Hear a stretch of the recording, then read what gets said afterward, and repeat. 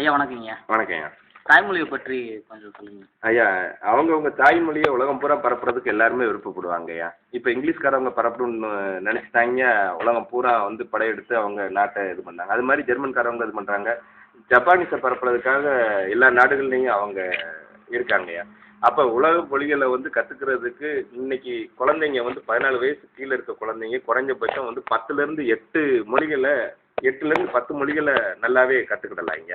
இப்போ சாதாரண குழந்தையா இருக்கக்கூடிய குழந்தை கூட 8 மொழியை சரளமாக பேச முடியுங்க. ஒரு 14 வயதுக்குள்ளார. அப்போ அவங்களுக்கு நம்ம மொழியை நம்ம ஒரு நிதியில் நம்ம ஒவ்வொரு மாநிலமும் நம்ம அவங்கவுங்க மொழியை பரப்புறதுக்காக பட்ஜெட்டில் ஒரு குறிப்பிட்ட சதவீதம் ஒதுக்கி அதை அவங்க மொழியை உலகம் பூரா பரப்புறதுக்கு அவங்க போனாங்களாக்கா அங்கேயும் கற்றுக்குவாங்க. அவங்க மொழிகளை கற்றுக்கிறதுக்கு உலக நாடுகளோட பாரம்பரிய மொழிகளை கற்றுக்கிறதுக்கு நம்ம இங்கே பசங்களை நம்ம தயார்படுத்தலாம்.